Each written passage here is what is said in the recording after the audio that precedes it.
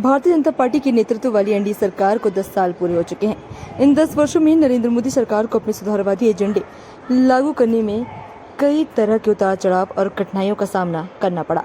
सवाल उठता है कि सरकार अपनी विभिन्न नीतियों के माध्यम से अच्छे दिन के वादे को पूरा करने की कितनी सफल हुई।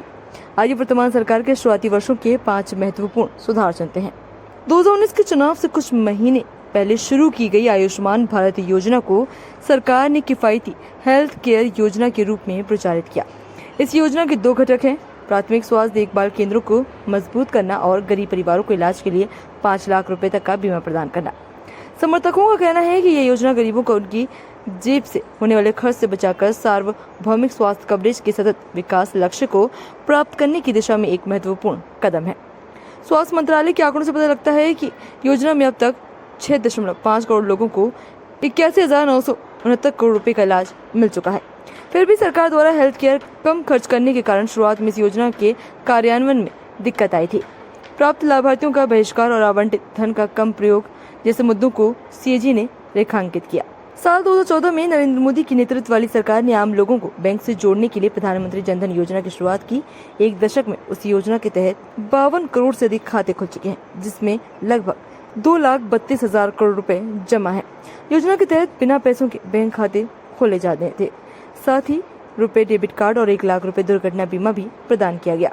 स्वार्थी संदेह के बावजूद ये विशेष रूप से ग्रामीण भारत में बैंकिंग सेवाओं से वंचित व्यक्तियों को औपचारिक बैंकिंग प्रदान करने में काफी हद तक सफल रहा।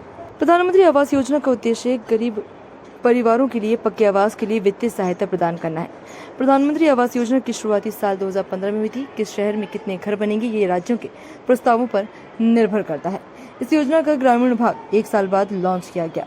उच्च मूल्य वाले मुद्रा नोटों को सिस्टम से बाहर निकालने और एक और उच्च मूल्य वाले नोट 2000 को लाने के निर्णय को सरकार की सबसे बड़ी नीतिगत भूलों में से एक के रूप में देखा गया। प्रधानमंत्री नरेंद्र मोदी द्वारा काले धन से निपटने के साधन के रूप में उठाया गया ये कदम आर्थिक झटके का कारण बना, जिसका असर लंबे समय तक बना रहा।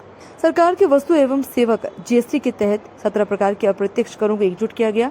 शुरुआत में आई तमाम परेशानियों के बावजूद यह मोदी सरकार के तहत होने वाले सबसे बड़े सुधारों में से एक बन गया। पिछले कुछ वर्षों में नई व्यवस्था के कई शुरुआती मुद्दों का समाधान किया गया है। हालांकि सुधार को लेकर अब भी चर्चा जारी है। जीएसटी परिषद की बैठकों के माध्यम से केंद्र और राज्य के बीच सफल साझेदारी नहीं हो सकती। अब इस बात को लेकर बहस है कि राज्यों को छोड़े गए राजस्व के लिए कितना मुआवजा दिया जाना चाहिए और कितने समय तक दिया जाना चाहिए।